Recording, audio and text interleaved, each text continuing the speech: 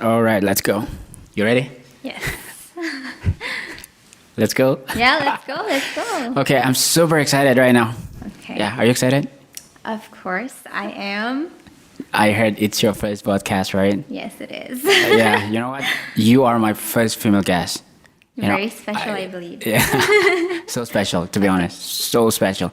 Because I have been talking about this to my friends. Like, I really want to have a female guest on my podcast, but really don't have that right now. Mm-hmm. But when we have, like, when we first met, I really sense that you are the right person to have a conversation. So I'm so honored to have you on my podcast. Thank you so much. Yeah. Are you satisfied?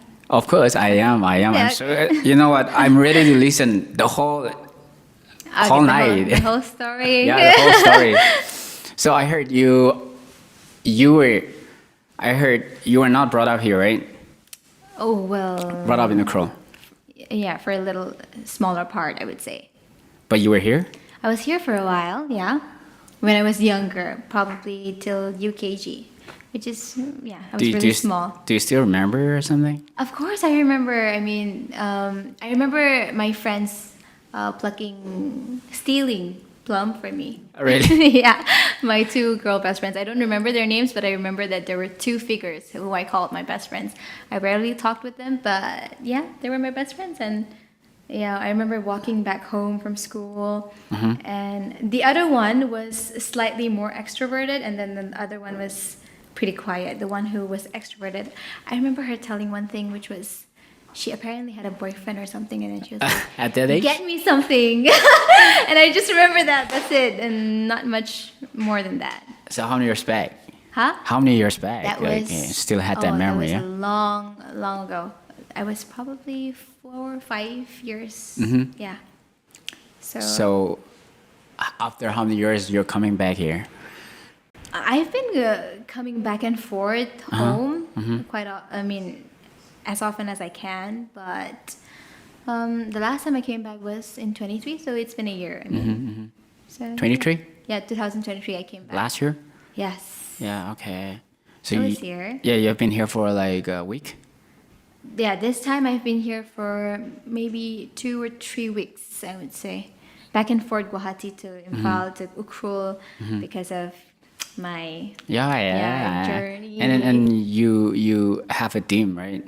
Right, Yes, you have I a team do. right now. Yeah. How are they treating you? I mean, They are the most wonderful, hilarious people I've ever met.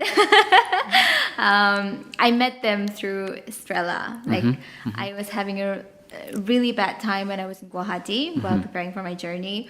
I couldn't get photographers, I couldn't get videographers. I did not have the place to get anything done, basically. So I thought, okay, I am and this is a road end. So I called up Strella, and then she told that there's a really good team, and they made the of Petcock, and the team is amazing. So I was like, okay, I mean, if you can introduce them to me and I can get some help out of them, it would be great. So yeah, I can guarantee that because they're all my friends and they are super creative. Yeah, okay? yeah. They're so because good. of them, I met you. Yeah. When I heard like my friends are working with you, I was like, oh, it's gonna be good. You know what I'm saying? And knowing that you are with your sister, I guess your sister is quite helpful for you. I mean, yes, without her, nothing is possible. She's the momager of this entire journey. I mean, from the get-go, from when I started auditioning to going to the auditions to getting the results, praying for me, crying for me, supporting me, like mentally, emotionally, and pushing me, scolding me, criticizing me, everything. Criticizing? Yeah. Okay, Yeah. that's in a good way. Yeah. Criticizing among the siblings is quite something like, I guess you guys are both smart, something like that. I mean, I wouldn't know what to say about that, but we do evaluate ourselves a lot. Like I tell her when she's not doing well. She tells me when I'm not doing right. Right. That's and good. When we're doing good as well, we encourage each other, and I'm blessed to have her. Yeah. Wow. Yeah, I know her like 3 years back. We had a little conversation about God, and after seeing her here, after such a long time, I was like, oh, wow, she's doing well, you know. Yeah, And I remember her yeah. telling me about the conversation she had with you, and I mean, I didn't know you back then, and then recently when I came back, she told me that was a guy, and I was like, oh, okay, that's him. So I mean, it's great how people meet and how we end up here. Yeah. Yeah. So how is Ukro treating you? You like it or? Yeah, I really love it. I love and hate the weather at the same time because it's very different from Guwahati, very humid, and over there it's really hot.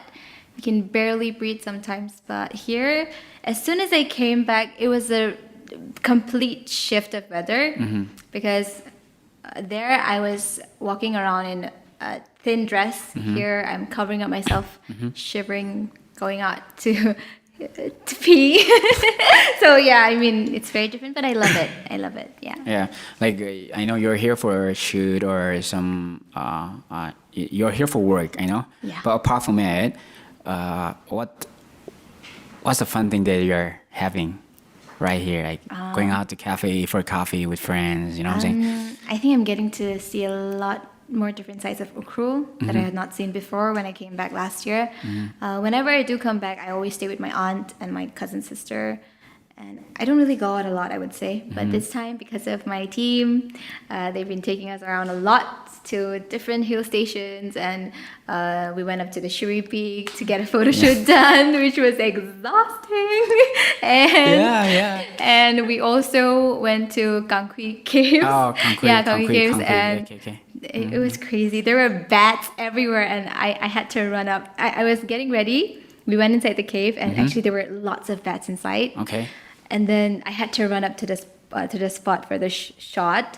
And then Mahai, she was helping me with to dress up and everything. Okay. And they were like, "Get out of the shot! We have to get this shot," because the bats were flying everywhere inside, and we got a perfect shot. Wow. And I'm sure you guys will see it in my. I would really love to see that Yeah. because your team, they're treating like a princess. We can see that. I'm shy. But they've been really, really great. I'm really good to me. I'm so grateful for them. I'm so blessed to have met the right people at the right time, because, and I'm so grateful to Strella also because of that. I never knew them before I met them, so at first everything was so formal, kind of awkward. But after we broke the ice, we had a lot of fun. I mean, in the process of making something good, they really knew how to cheer me up and help me. So, starting from Soren-san, he's so good at what he does. I appreciate his work so much. I respect him, and I've known him for quite some time now. We've been following each other on Instagram for quite some time, and I've seen his work, how he has grown, and I'm so proud of him. And Mazan, which I recently got to know after them. Mazan, Okchur, Mahai, they're the ones who I met after. I only knew Soren-san before, but even after meeting them, especially Mazan, Okchur, and Mahai, they're just wonderful people. I can see very it. committed to I their can see work. it, And their work ethic is just incredible. Yeah. There's so much talent, Right. so much potential, and not just for the fact that they're helping me out in my journey. I want to do the same for them as I go forward, wherever I go. I just want to help build them up when I get the chance. I'm waiting for the right time. I mean, this is what we need in our community, helping each other. Yeah. I should say I saw you on social media, I should say the first time you came for a contest here on when Miss is that? Spring, Miss Yeah, Spring. yeah. Miss I Shuri. saw you and I heard Chanchui is smart. Okay. I never met you on person. Just 2 days back we met. But I saw you on social media and I was like, not that serious, oh, she's good. But after having a conversation with you, I was like, oh, we really, our community really need to be proud of her. In a good way. Yes, you know what I'm saying? yes. You're smart. Well, one thing that impressed me was when you started talking about Jesus. When you and your sister, when you both have a conversation with me, you started talking about Jesus, and I was like, oh my goodness, is this real? If it's this real, I would really love to listen the story how you started with Jesus and all. You know what I'm saying? Right? It goes a long way back, that story. For me, it started when I was 5 years old. If I have to accurately think, calculating it back. So what happened was, Let's go. yeah, Yeah. let's go straight to the point. Yeah. I was at my cousin's place. Yeah. Sampi, you know her, right? Ah, yeah, So her dad. So there was a time when all my teeth broke off. Who was that telling you? Who was No, that? no. Cavities. I had a lot of cavities. I remember someone telling me, I know Chanchui. It's a friend of mine. She told me that Chanchui was in high school where you were a junior for her. And she said she has no teeth. I don't have any teeth? Yeah, like that. Okay. When you were young. Oh yeah, I didn't have. Yeah. I mean, like I had a lot of cavities. Oh, cavities, So okay. that was after I lost my teeth, and then new teeth came out. Okay. So I only had 2 front teeth at a time, and then Can I imagine right now? please do, and humor yourself. So yeah, I had 2 front teeth, and I visited my uncle, and I was just playing around, and then he randomly called me a rabbit. Okay, rabbit tooth, ha ha ha.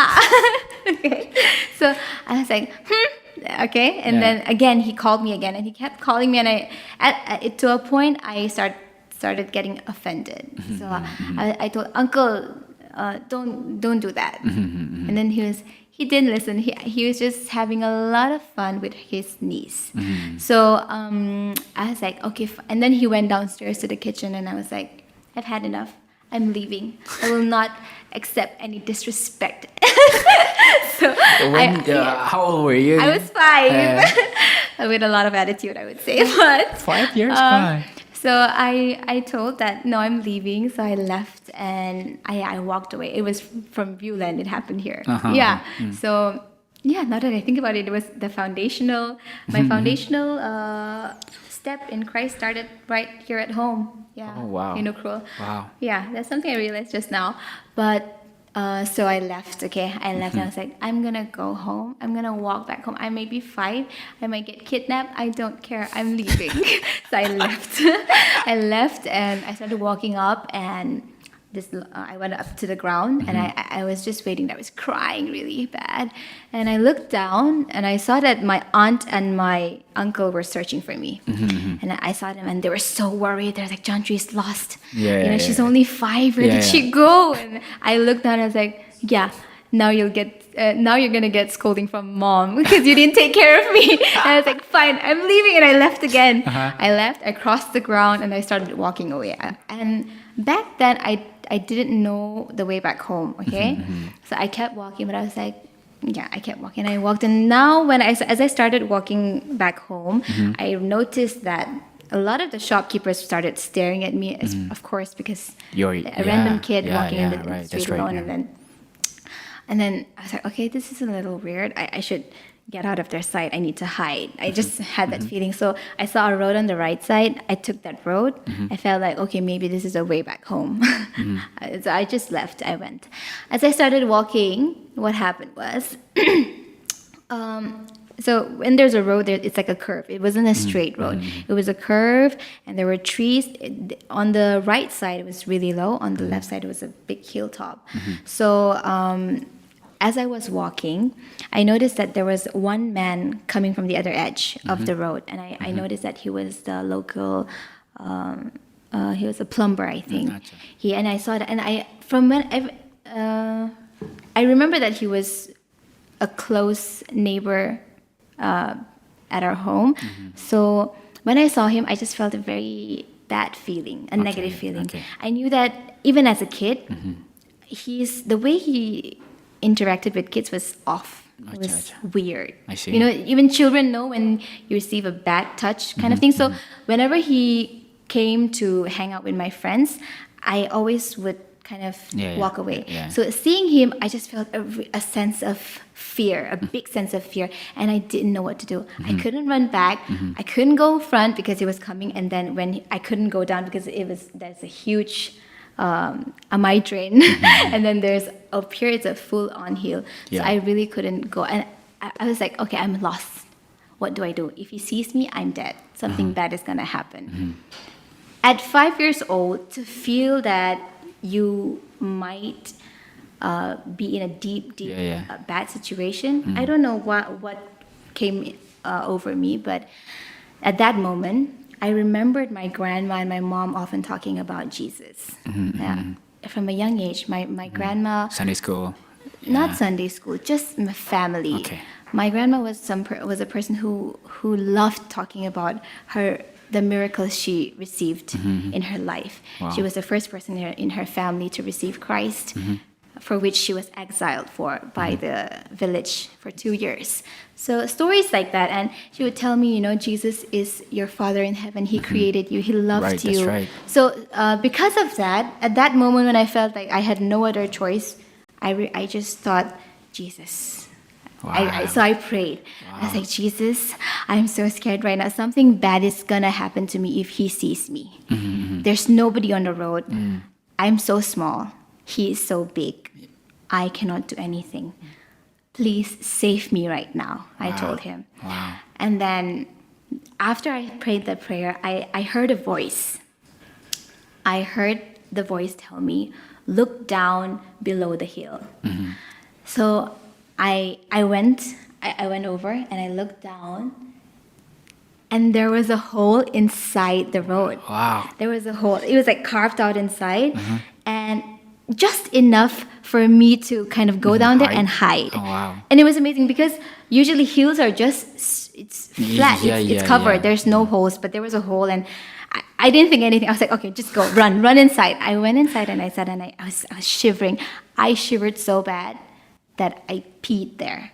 It was so scary because I knew he was the type of person who would potentially do something really bad. Yeah. Like, I can see it. yeah, I would feel not it. say Yeah. it, but you know where I'm going about it. So I was shivering there, and I was crying. I was like, even though I'm hiding here, something bad would really happen. So even though he walks past, let him not hear my breath. Let him not hear me crying. I covered my mouth and I cried and I cried and I told, let him not hear me, let him not see me, shield me and protect me. I prayed to Jesus, and then when that happened, he kept walking. I could hear the footsteps right over my head. And he walked. After a while, I didn't hear it anymore. And I was like, can I go up now? So I peeked a little bit, and I looked around and I saw that he left. A relief. Wow. I said, okay, now this is gone. Thank you, Jesus. And then I went out. I started walking again. Okay, now back to business. I have to go. I have to reach home, way back home. Yeah. So I started walking, and then so this journey was from Tangray to Tangray to Bazaar. Okay, so but I didn't know where I was walking exactly. China. After that, I started walking again. I walked. Now I reached 2 roads. Okay, there were 2 roads, and as a kid, I'm not very good with directions. Okay, so I looked. This right side looked familiar. This left side didn't look familiar enough. But I felt like there was a moment where I had gone down this road to go search for strawberries with my elder cousin, sister, or someone. And I felt like I felt like this was the road. But then, I know what? I was like, let me just pray. And so I started praying again. Lord, help me decide which road to go. Wow. I'm so confused. Wow. What if I take that road and I get lost and my mom will never find me again? Yeah. So I prayed as a 5-year-old. I didn't know what I was doing, but I prayed. And after I was done, even though I felt familiar with this road, something was telling me, I could feel it in my heart. It was like, go this way. Go this way. And I was like, okay, let's go. And then I started walking again. I took a turn. I kept walking. Now I don't know where I'm going, but I walked. As I kept walking, now after I reached a certain, the road was a bit hilly, so I walked, and as I went straight, now I saw a pack of dogs everywhere, big local dogs, and they were barking. They were angry.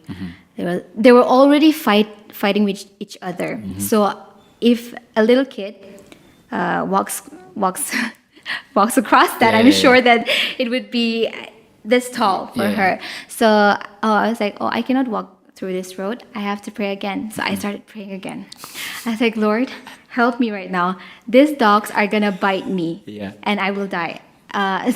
Yeah. So I started, and at a moment while I was praying, I could sense that these dogs had noticed me, and then they started walking towards me. They were growling, and I remembered one thing my aunt told me: if you ever see a dog and if they come towards you, just hold on to a stone and just kneel down and act like you're gonna throw the stone at them. So I started doing that, but then they didn't care because they knew I was small, and they just kept coming. Exactly. I was like, okay, not working. I started Pray, again, yeah. and then, so amazing, okay? Somebody came out from the right side of the road. I felt like it was from a house, but I don't remember it because I couldn't pay attention to it. My attention was about, okay, this is the How moment, to- survive, yeah, survive. So, but I remember that person kind of came out and then he shoot the dogs away. He or she, he shoot them, and I didn't even get a moment to thank the person. I just ran Yeah, you were he five though. Yeah, and the thing that I realized about that moment was that I don't remember the person's face. It was just a figure, and I realized that, wait, was it a woman? After I walked away, I looked back and the person was not there, and I felt I to this day I think that that person was not. I don't know, Yeah. but I think it was an angel that God sent me, because I remember it was neither a man, it was neither a woman, but when that thing walked away, I felt a sense of comfort Yeah. and just a relief, and I just ran, and it was, that moment was very heavy, very fast, but it was very special. Then yes, I walked again. I walked ahead, and by this time I had walked so long, I got so tired. I Yeah, told you the should. Lord, and then I prayed to the Lord, just let me get home as soon as possible. I'm tired. I've crossed so many hurdles by this time. Just let me reach home. I prayed, and as I was praying, I just kept walking, and I turned, and I realized that I was already home. I saw everything. I saw my neighborhood, and when I realized I was home, that moment, I knew God was there. I knew Jesus was there, and that was where it all started. I walked home. I knocked on the door, and then my grandma opened the door, and she's like, "What are you doing here? Aren't you at Awingham's place?" And I was like, I didn't say a word. I just went inside. I was like, I don't want to be part of this conversation. But that was the moment, that journey of God constantly just helping me every time. It was so impactful for me as a kid, because I knew that I was so small. I was so helpless. I was nothing. Right. And just with one cry, one prayer, he helped me over and over and over again. And because of that, that story, that day, my faith has been as strong as ever, and it has never faltered. It has never gone away. And I'm grateful for that. Yeah. So yeah, that's what it is. That's how it started, right? Yeah. I mean, listening to your story, it's like watching a movie, you know? It's like watching a movie, you know what I'm saying? I was just having some imagination. Like, I just remember the story of David when you pray, like, God, he's so big, you know, and I'm so small. Yeah. Help me, and God help you. It's quite innocent, you know? It's like, Yes. you're just praying as if God is right there, right? Yeah. And even in the Bible, Jesus said, hey, pray, be like children. Be like that. Yeah. Your heart or your mind. Yes. And you will see the kingdom of God. I mean, your story is like, I mean, you remember that story till now. But that happened when you were 5, right? Yes. I think it's God. It is. It's really God, right? It is. If not like 5, I didn't really remember my 5 years memory, you know what I'm saying? Yeah. I don't remember my memories when I was 5 Yeah, at all, I should say, at all. I don't really remember. Yeah, But you yeah. clearly remember how you walk out, how God saved you, and the situation with the dogs, you know? yeah. The situation when you were, you know, you messed up, Walking. Yes, walking, yes. messed up with the roads and whatever. You clearly remember it must be God. No, It's God. It is, Yeah. because till today, if I were to paint that picture out of the day, I can paint every single and every little detail. Like, there was a truck, the road was like this, there were trees over there. Every single detail, I remember it. And It's very close to my heart that day. So that like moment. you keep remembering that ever since. Yeah, I do remember that, and after that, God has always been there. Every time I pray. So I think because my foundation was laid in prayer, whenever I pray, I just feel a big sense of strength inside me that nothing can go wrong and I will be protected no matter what. Yeah, so that's really something that helps me every day. Yeah. So you share everything to your mom with your mom. I do, yes, of course. I think she knows the story too. Yeah, I think our family, since it's a small family, just me, my mom, and my sis, Yeah. we share about a lot of things. We talk about almost everything, and communication is something we hold key in our family because, I can see that. I yeah, can see it, yeah. to the tiniest details, because that's the only way we can grow. I feel like even as a family, after having lived 20, 23, or 50 years down the line, if you do not really share what's in your heart, I feel like communication is something we lack as a Tangkul community.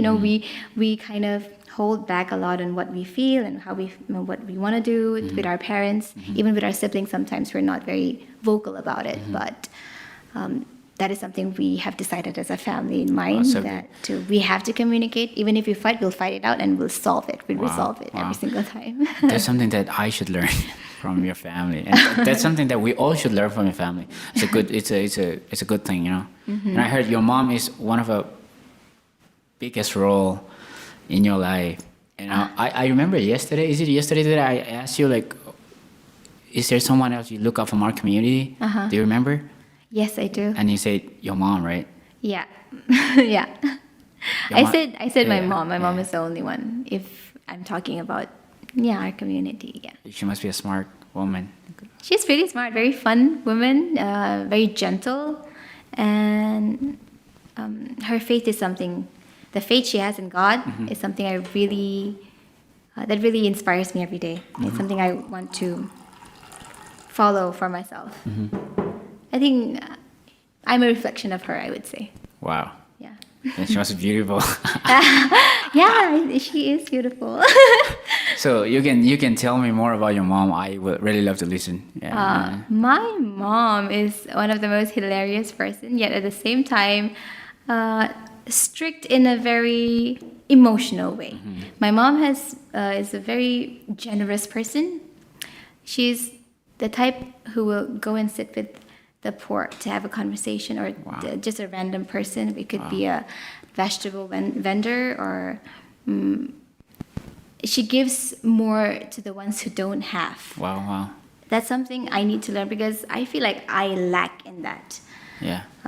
Having seen life in many different perspectives in the ways that I've experienced it, I realize that I'm a bit more cruel and hard-headed when it comes to facing life.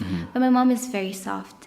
She's so understanding and empathetic, something that I really need to learn from. I'm constantly learning, but I'm still learning. So that's one thing about her. And the other thing would be she's a woman who prays and relies on everything when it comes to her life. Yeah.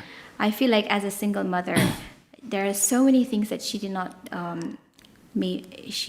share with a lot of people, even with it could be her siblings or her kids or her friends. And this is something I'm sure a lot of single parents go through.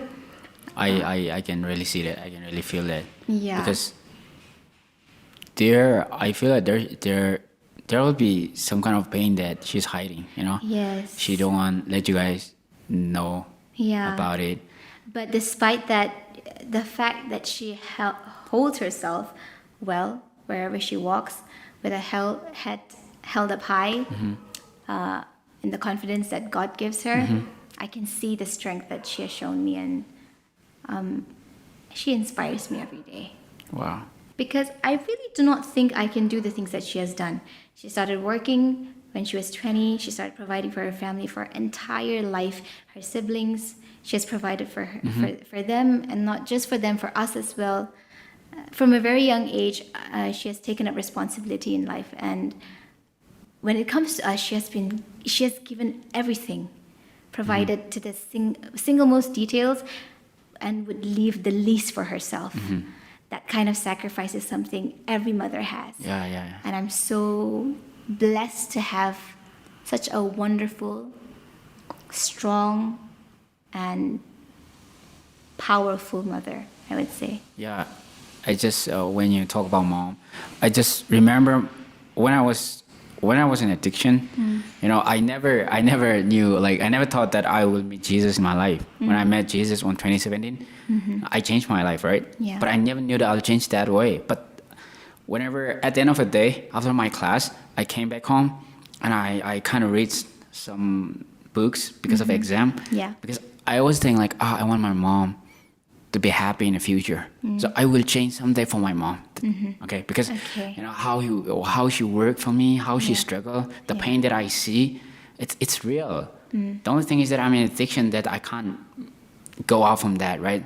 I do love my mom. Yeah. So the sacrifice that every mom has made Yes. is not a simple sacrifice. Yeah, It's beyond it is sacrifice. something to be celebrated. It is something for you to shout out to the world and tell they have done this. They need to be rewarded for those sacrifices. I feel like we don't do that enough. We do appreciate them, we do love them, Yeah. but we do not glorify Yeah. them enough for the sacrifices they have made, not just mothers and even fathers as well. Yeah, It's right. amazing. Yeah. Exactly. I remember it was on 2022 or something. It was on my village on Mother's Day. They asked me to speak on Mother's Day, and I was like, really? And they're like, yeah, come on. So okay, fine. I went back to my village, and I share and I give thanks to my mom because my mom is one of the strongest mom I've ever known in my life. Of strongest woman. She sacrificed her youth. She got pregnant when she was 17. She was quite young, right? Yeah. And it was me. It was like I was born without a dad for that. And after that, my mom and my dad, they get back together. So at this generation, if it was now, my mom at the age of 17, she can get aborted, right? I can be aborted somewhere else, right? But she sacrificed her youth, her choir. She was in choir. She said like she want to go for a picnic with her friends. Yes. But she sacrificed 9 months in the darkness. She carried me. She loved me with wholehearted. Yeah. And I say thank you, mom, for that. And I say to all the sons and daughters in the world, I said that, okay? The people who came to church, I say, though you don't provide your mom, though you don't give her a gift, though you don't pay her bills, please let her sleep peacefully. You know? Yeah. She's not even expecting money on your table. She expects peace from you. Because, you know, my son is sleeping somewhere else. Yeah. With the bills, right? Your son is with a gangster, you know. They can't sleep well. But at least give them a peaceful life. Because she deserves that. Okay? Yeah. Every mom deserves that. They do. Yeah. I mean, they do so much for us. And, you know, it's funny that we don't realize it until we are old enough. And old enough to start regretting it. Regretting that, why didn't I love her more? Why didn't I give her more time? Why didn't? It's always the whys, no? Or what ifs. Yeah. What if I did it earlier? Yeah.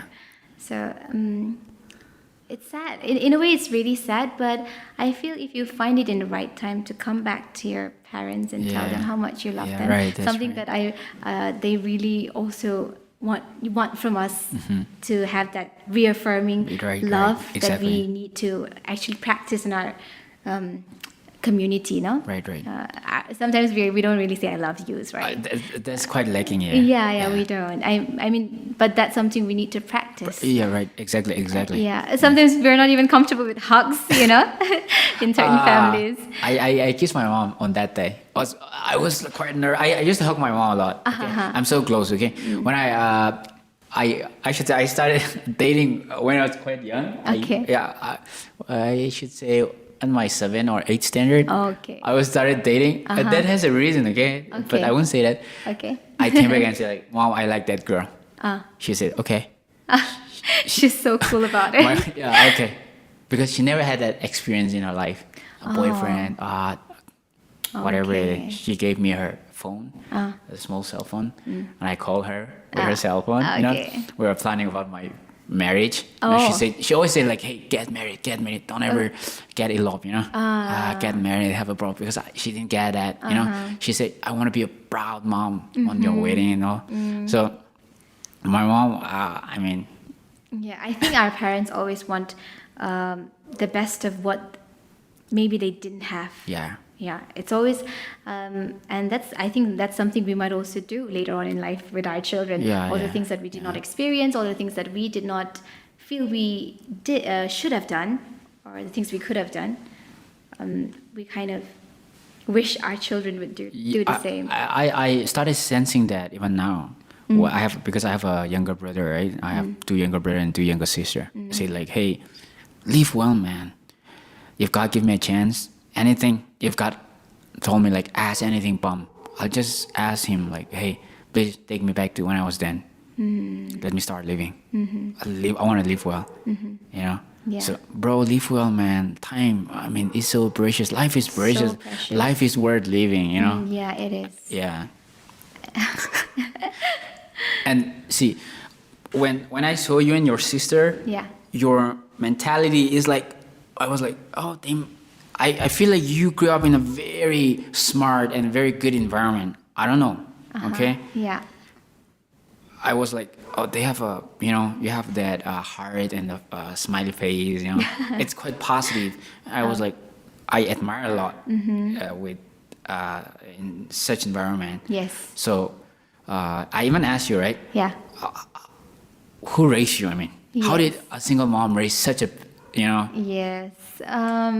I think after my father passed away when we were pretty young, and my mom had to take charge of her life and her 2 children who were just 6 and 8, I think. Yeah. So you have 2 kids in front of you, and now you have to lead them. So that kind of responsibility that's thrown at you, I'm sure it must have come to a shock to her in some way. Yet I think she did it with grace.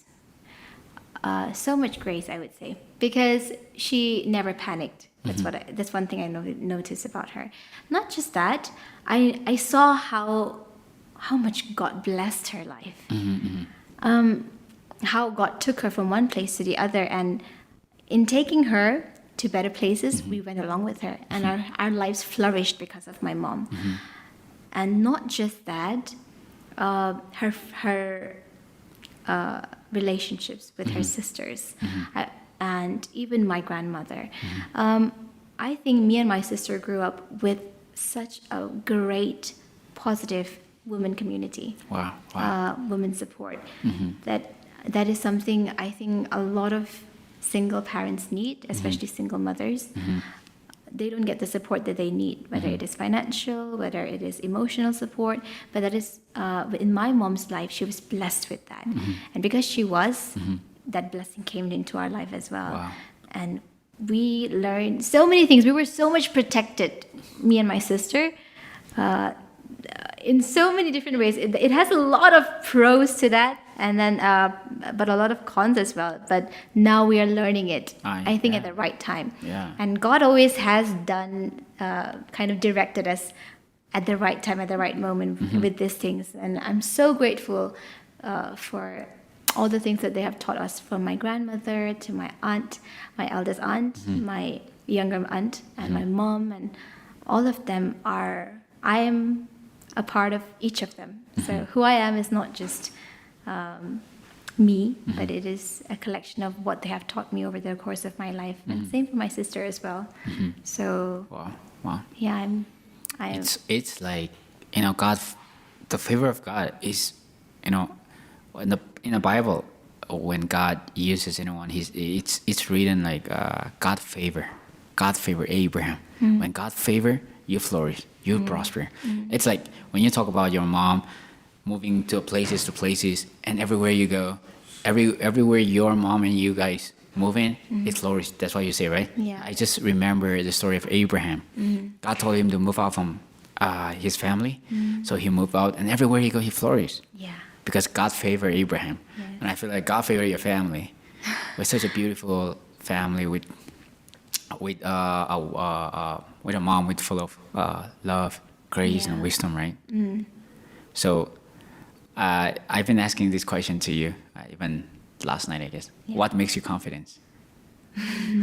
What makes me confident? I think what I've learned, all the experiences make me confident. But most importantly, if I have to top it, it's the confidence I get from God. Wow. It's funny because whenever I have the thought that He's standing right by me, I have not. There's no sense of fear. It's amazing. It's like a superpower I Yeah, have. yeah. I would call it, and it's so exciting because there are moments where I get so nervous.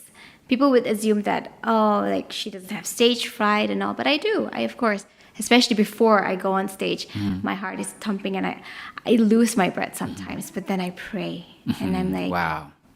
the moment I take my first step on the stage, it's taken away. Let's go. The moment I start speaking on the mic, it's gone. Wow. And that's how I know that, this power does not come from me, but it comes from God. It comes because I have undeniable faith that He will help me in everything that I do, whether I'm speaking something, whether I'm writing an exam, whether I'm directing something and helping people, anything, whether I'm giving advices to my friends, in everything that I do, if I have Him in my mind, it works out so well. And that is a testimony I carry with me every day. Yeah. Wow, so good. So good. I mean, this has to be forever in our heart. You know what I'm saying? See, I'm a worship leader. Yeah. I do stand out a lot in front of hundreds of people, 200 people, right? Yeah. And sometimes like I have these feelings like getting nervous. You know what I'm saying? Yeah. I know God is with me. I pray, God help me. For God I'm doing. I can do all things through Christ who strength. The Lord is my shepherd. Yeah. And I realized I didn't prepare well. Somehow. Yes. Just I didn't practice Especially well. the moments where you're not Yeah, prepared. yeah. You don't have anything ready. Yeah. And you just go up on stage and you're like, God. And He Help just me. comes. And you're like, whoa, what is this? It's Yeah. not me. This is not me Yeah, working. yeah, This yeah. is something else. So it's great. I mean, so many moments like that where I was not prepared, but He prepared and He Wow. put it Wow. out there for me. Wow. What I didn't have, He put it. Yeah. So yeah, it's beautiful. When did you realize that God has been with you all the time? God has your back, you know? I think I always knew that He was with me, but I felt a sense of not owing for all the things that He had done when I was 13. When I was 13 years old, I remembered going up to the terrace of my home and looking up at the sky. It's something I do. I don't know, it's a ritual. I don't know what you call it, but it's something I really do. I look up to the sky and I just started meditating. I would start praying and I felt, what am I doing? You have been so gracious with me every single time, whether it's my studies, with the friends that I met. You gave me the right people every step, every part, everywhere I went. Why am I just sitting around like this? I just felt that. And I thought, God, in whatever I do, I give my life. I surrender my life to you. I prayed that prayer. Wow. And after that, I just felt a sense of relief of something that I should have done maybe some years ago, some months ago. But the moment I did that, I knew my future was set. That's what I felt like I didn't have a doubt of what my life would look like 5 years down the line, 10 years down the line. I knew that it's done. He has set everything for me. He has a right path, a purpose that He has designed for me, and everything will align at the right time. So I'm grateful for that moment, and I'm thankful for the fact that that thought came into my head, that I was able to see the blessings that He has given me. You know, counting your blessings. A lot of the times we forget.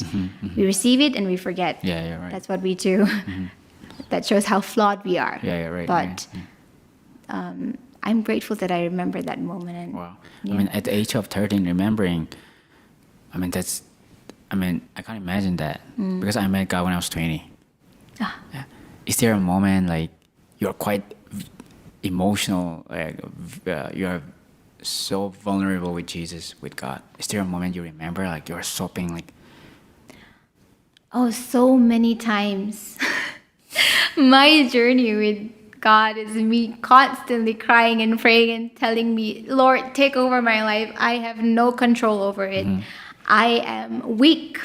I have nothing.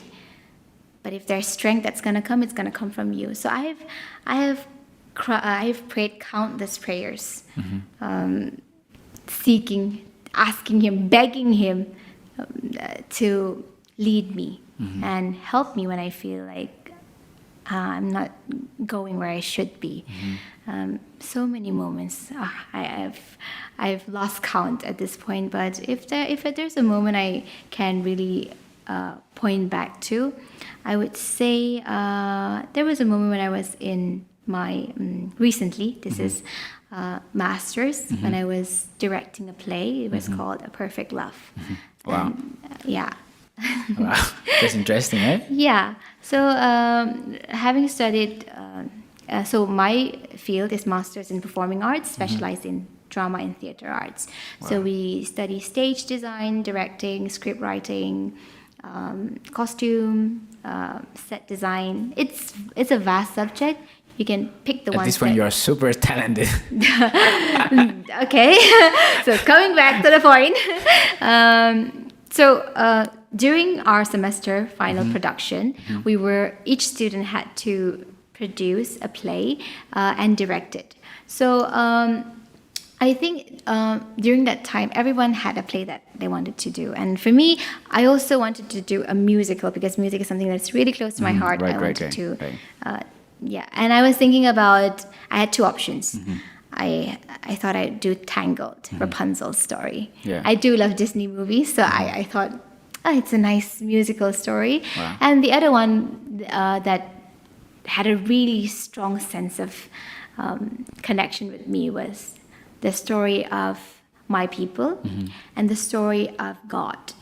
So, and this dates back to when my grandma used to tell me stories about our Bangkok community, about how we were nature worshippers, how we were warriors, idols, we were headhunters, we Yeah. lived a very different life. Yeah. And how from that we received Christ, the gospel. That story was so interesting. I kept asking my grandmother for that particular story every single time when it was bedtime. And she loved telling me that story every time. And because of that very significant memory, I thought, why not let this story be about my grandmother? Because I do miss her a lot. Of course, of course. And not just because of that, but because she loved her and respected her community so much. And also at the same time, she always glorified the name of God wherever she went. And her stories were so impactful. There are many other stories that she told us, but that was one which really was close to my heart. And I thought, yes, this is the one. For it took me time to kind of finalize on that one because I told you I had two options. But at the end, I chose that because I felt God constantly telling me, you will not be happy if you do not do this play. If you do not direct this play. You will feel a sense of... I just, personally, I felt a sense of emptiness. And I felt like I would not be proud of myself in what I am doing if I did not direct that story. So the story starts out with a grandmother with her two grandchildren begging her to tell a bedtime story. Wow. And she gets up and she says, what story do you want to hear? And the children, tell us the one about our ancestors. And then she starts explaining about the nature worshipping, the sacrifices that we would do, and how from that William Pettigrew, he came, he gave the gospel. Wow. And that's how we received the Christ. And that bit was about our community receiving Christ, and the later part was about the story of Christ. What is the gospel? Wow. So, Come on. the play was wonderful. I say this because the people that I recruited for the casting of the play was perfect for the role. It Wow. was perfect, every single bit. And I'm not saying this because I directed them. It was Yeah. because when I saw Jesus, the one who played Jesus, he was Jesus. When I saw Peter, he was Peter. When I saw Wow. Mother Mary, she was Mother Mary. Wow. And it's not something that I was convicted in. It's the response of the people who watched the play, who came to watch the play. And that was something I wanted to leave behind when I was studying in Pondicherry for my master's. So the journey in directing that play was very difficult. I was the only one in my department to direct a play of 45 members in a cast, and that is the biggest number of casts ever directed in my department. The others did many other good different plays as well. Some did 5, depending on how far you could do, how far you could push yourself. I decided to push myself to the limit, and it broke me down a lot. I emotionally broke down so many times. I cried, and I told God, like, would I really be able to direct this to the point I want to show? Like, if I'm doing something for you, I want it to see results. Like, it should mean something. It should leave behind a message if I'm directing this, because it is for you. Right. I have to give respect to the story the story of you coming and you dying for us. It's not just a random children's play and you come and watch and you leave. I wanted it to be meaningful. And in the process of that, I tried my best. I trained my cast. I told them the story of Christ. And by the end of it, a lot of non-believers as well as believers came to watch the show. And for the believers, it was re-inviting the story once again. For the non-believers, it was an educational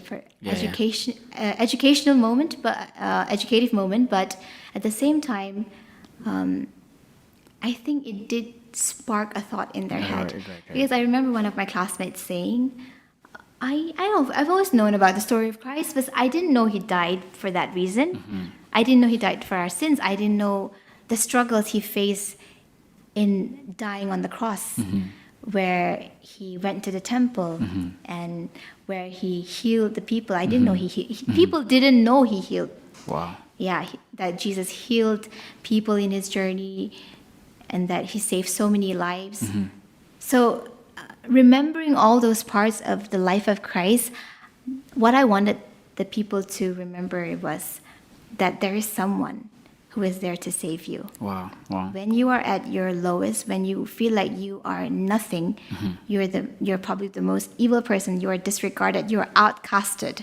There's one person who will always bring you back. Wow. It's your home, and that is Jesus. So that was the story that I wanted to leave behind.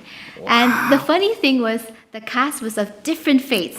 Some were Muslim, some were Hindu, some were atheists, who outspokenly would talk really bad things about faith, or not Jesus in particular, just about faith and God, and they feel like God does not exist, things like that. But despite that, they gave their 100% in playing and being a part of that play, and it was a successful play. And I'm very, Come on, man. You were very happy that I could leave something behind for them. I mean, come on. You were preaching the whole time. Yeah? Indirectly. And the funny thing was, one of the cast, the guy who played Lazarus, he was like, I don't like how you tried to put a religious play in the school semester, but I do respect the fact that you took up the challenge to get that many cast and teach them over and over again, and really bring them together, despite their differences, despite differences in terms of religion, in terms of community, in terms of background. There were a lot of North Eastern people, a lot of South Indian people, North Indian people. It was diverse, but they were here for one reason. Yeah. There was a play called A Perfect Love, a love of God. Wow. Come on. I mean, we should start shooting that. Oh, come on, man. Let's go, man. At first I was like, she had this courage, she has this confidence, stepping out in front of 100 people, 1,000 people to walk out and compete, join a contest. She had this confidence. I only thought that way, but now I realize you have the real confidence. You have the boldness. You started. Oh my! I can't imagine. You cast with a lot of different people from different faith. Some are atheists, and now you started sharing them about Jesus. Yeah. Hey, this is your role. You know what I'm saying? Yeah. You have to be Jesus, and like Muslim guy, like what? Yeah, I mean, it's not like I was trying to convert them. No, not at all. Yeah. It's just about telling that there is a story. Remember this story. I want you. If there's any a moment that you feel that this story means something to you, I hope that you come back to it. Because life is very difficult. And I know a lot of my classmates in that department, face a lot of issues. A sense of emptiness or a sense of feeling lost that we all feel, existential crisis that we have as humans. But I want them to remember Jesus and the person called Jesus. Yeah. And they might know. They might not understand who Jesus is. And they might not remember it at the moment, but then what if 10 years down the line, I said, or when they're at their deathbed, they're most vulnerable, most difficult, when they're beaten to the floor, they'll remember, I remember a play. Yeah, right. It was something about love and Jesus. Yeah. It's like they lost their hope, and it's like, hey. I mean, that was the prayer in which I wanted to direct it. And wow. Yeah. It's like they lost their hope, and it's like, hey, wait. When they started thinking like everybody has given up on me, and then wait, John, she talked to me about Jesus. Yeah, I should try. With hopes of that. Because I have a friend. Yeah. Her name is Monica. She grew up in a Hindu family where their family is a Hindu priest. Okay. And every member of a family became a Christian. She was the one who criticized Jesus, like, I will never accept Jesus in my life, no matter what. I don't care about your Jesus. That's what she said. She lived outside. She said she told me her story. She lived in a beautiful flat. She finished her business course. She was rich. She was having a good time. Now she got sick. Okay. She was carrying a disease, and the doctor said, "Hey, Monica, I don't think you'll live long. You have to take." So before that, you have to take all this medicine for your whole life. She came back home crying. I was like, oh, she haven't get married, right? She's still a girl. So she was like, oh, I should try something. Hey, Jesus, that's what she said. Hey, Jesus, my grandmother and my parents, they talk about you.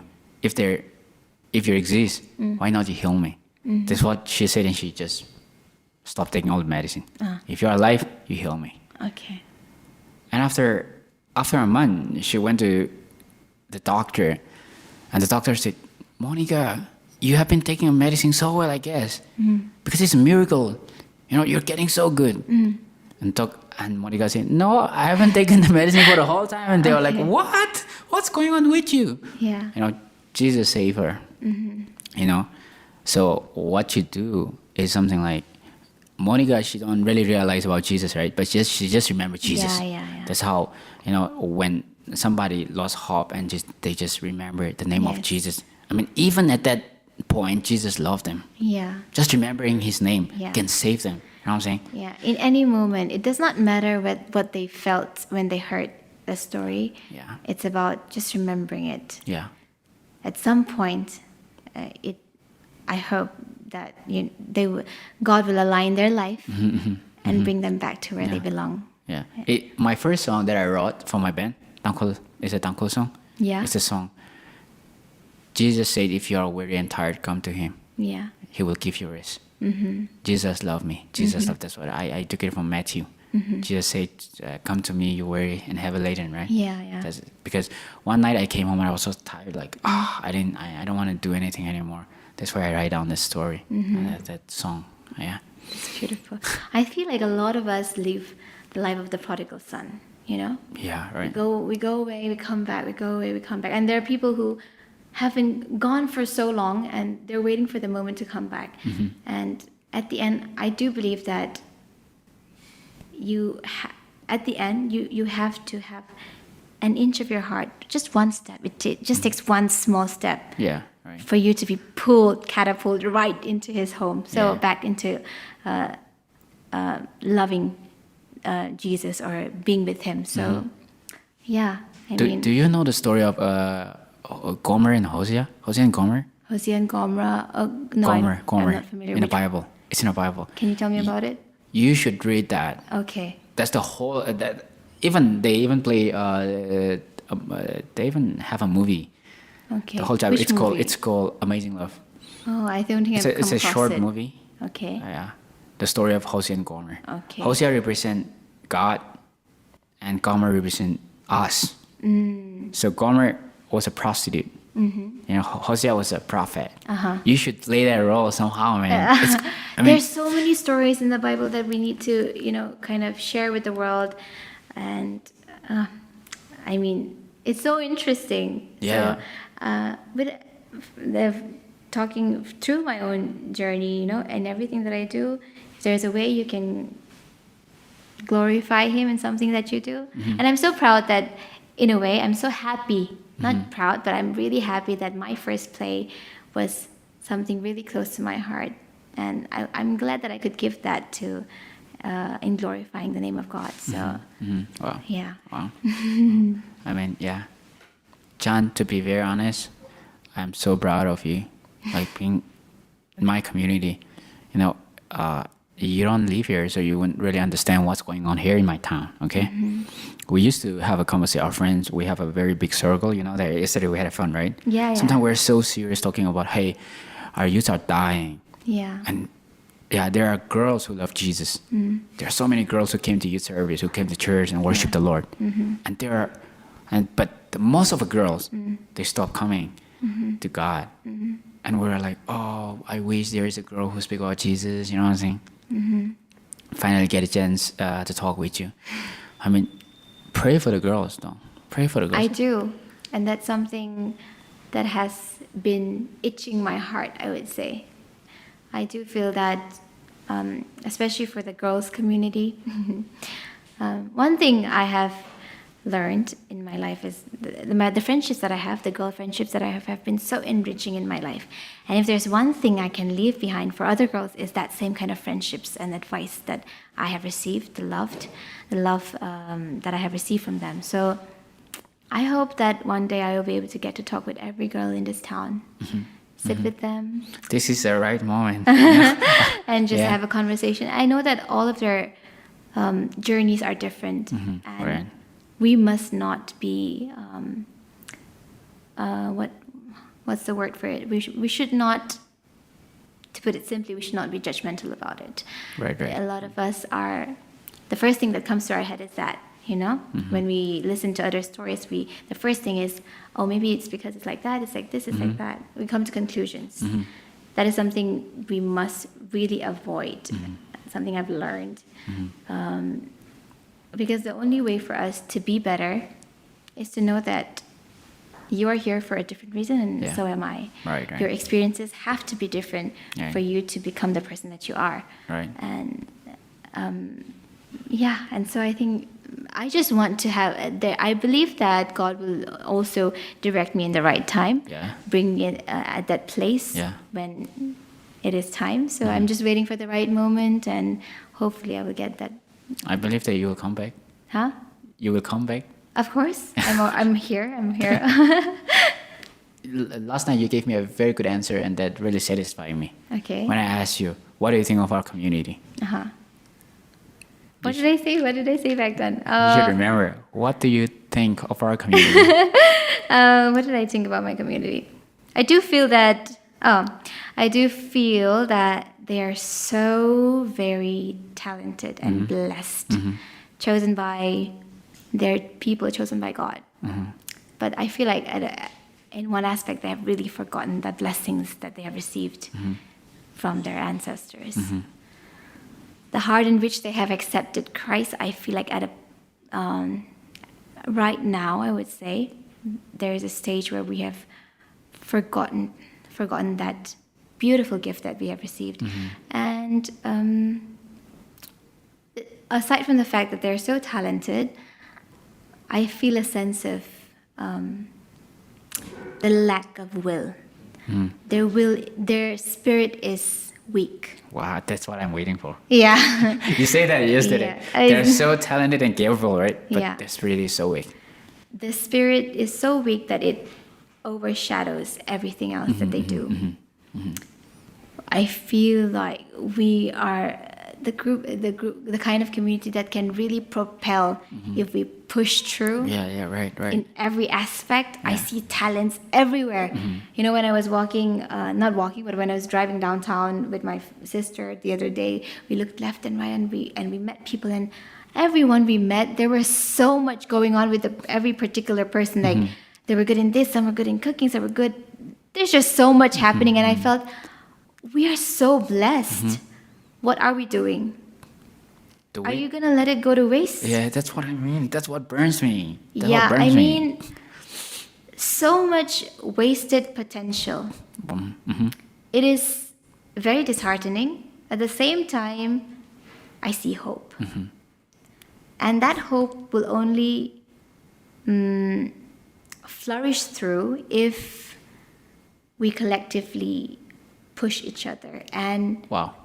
also, not when I say push, it's not in a negative way. It's about tilting thoughts and helping each other in the right approach. It's about the approach we take.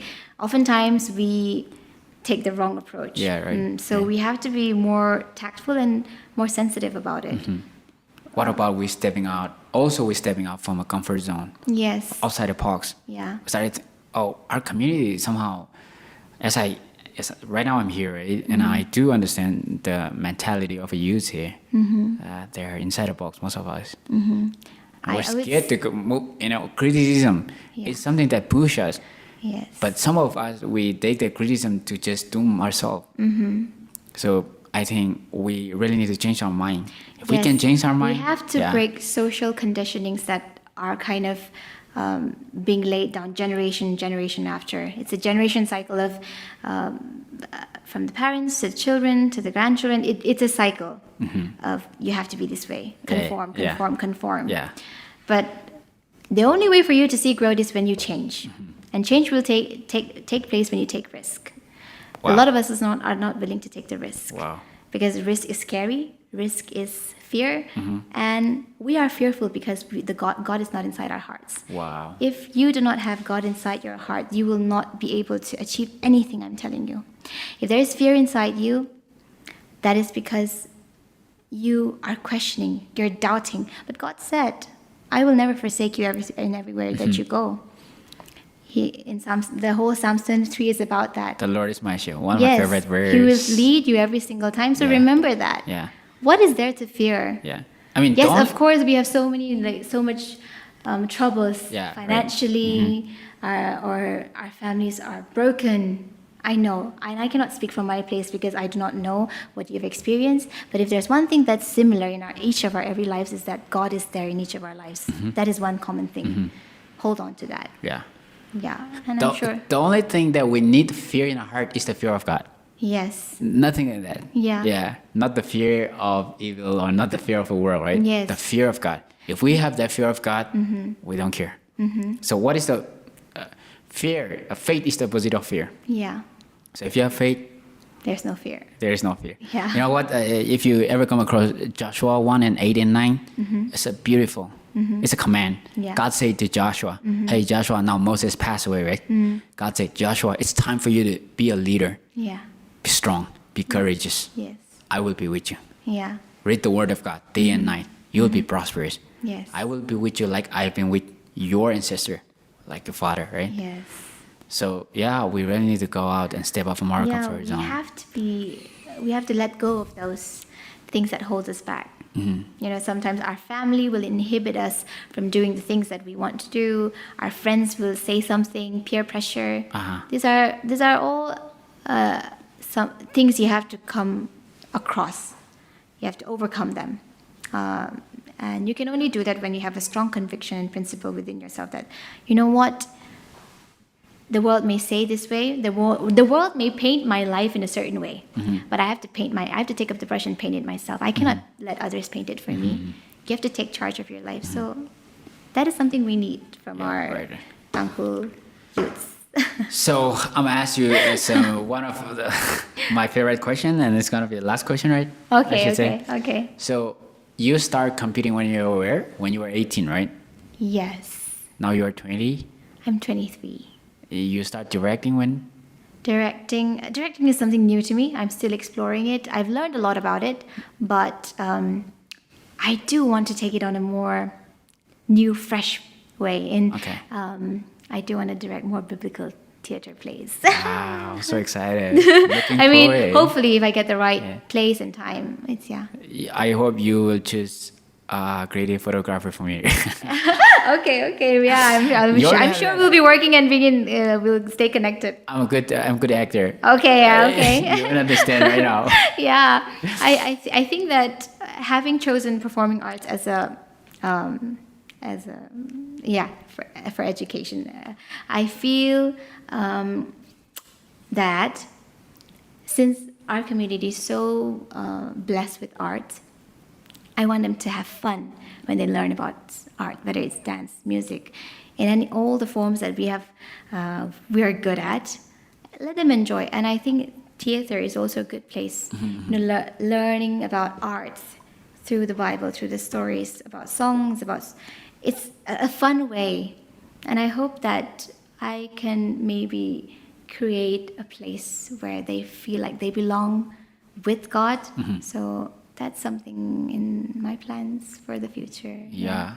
The greatest artist is God. Yeah. He was the first painter, right? Yes. How great thou art. Yeah. So anyway, now you started competing when you were 18. Now you're 23. Yeah. And now I really want to know about your career. My career. Yeah. Well, I would say You are competing on upcoming yes. Miss. Feminine Miss India. Wow, so proud of you. Thank you. A pageant is something that is also very close to my heart mainly because of the fact that it really gives you the right kind of attention and visibility to the public. It's a sense of responsibility, I would say, I feel from within, that if I go forward with this journey, it's not just about my story, it's about the stories of my people, the shame, all the humiliation that they may have faced over their lives, the stories of their triumphs, of their sacrifices, of the wars that we have shared collectively, every single bit of it. And I will be representing that. And in representing that, I want to be able to do my best. And hopefully with the prayers of my people as well. Sure, I hope everybody they're praying for you. I mean, it's something I've prayed for a long time. I didn't join this pageant merely because I am interested in pageantry. No, if it was for that reason, I would not have taken the decision to join this. I prayed to God that, if this is something that you want me to do, you give me a sign and align my path along the way. And he did. And because of that very fact. I can see that. Yeah. I can see it. And because of the very fact that he has shown me those signs and I have taken them over and over again, that's why I'm here. And it's only through his grace and his plan. So I'm relying on that. You know what called me yesterday? Yeah. It's like, hey, why do you choose this path? And you were like, I sense it's my purpose. That was so good. Yeah, that was so good. Yeah. It's not just that you like it, it's like, it's my purpose. And when the first day we met, we prayed together, right? And I told you, hey, John, I don't know about you, but I'm not going to pray God make her the next Miss Femina of India. I'm not going to pray that. I'm going to pray that God. She will be the voice of yours. And one thing I loved about your prayer was you said, let all the desires of our heart come true and come clean to you, Lord, and may it see light. You said something like that in your prayer, and it really moved my heart because at the end of the day, what I am doing, it's a much bigger plan. And I think that's for it will show forth. I don't think I should speak it out. Surprise. It's something Yeah. for people to come and understand maybe later on. So Yeah. hopefully God will be there with me every single day as I step forward. I'll be leaving on the 27th, so Wow. I do pray that everyone will be standing with me, praying for me, and be with me, because it's something I cannot do alone. Yeah.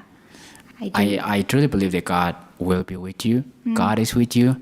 He will be with you forever and ever. And I do hope that all my friends that you have met, they will be praying for you. And all the people that you know, they will be praying for you. And the people who's gonna listen, who will be listening to our podcast, will surely pray for you. and I do. I'm gonna pray for you. Okay. That His will be done. Okay. And God bless you. God bless your family. God bless your sister. God bless your team and everything. Okay. Yeah. So, and also, like, thank you so much for coming on my podcast. I really had a good time. Thank you. Thank you for giving me this time. You're doing such great work for so many people. The words that need to be heard, the stories that need to be listened to and shared with the rest of the world. You're doing each and everything of that. So kudos to you and all the best to you as well. Thank you for giving me this time with you. Yeah.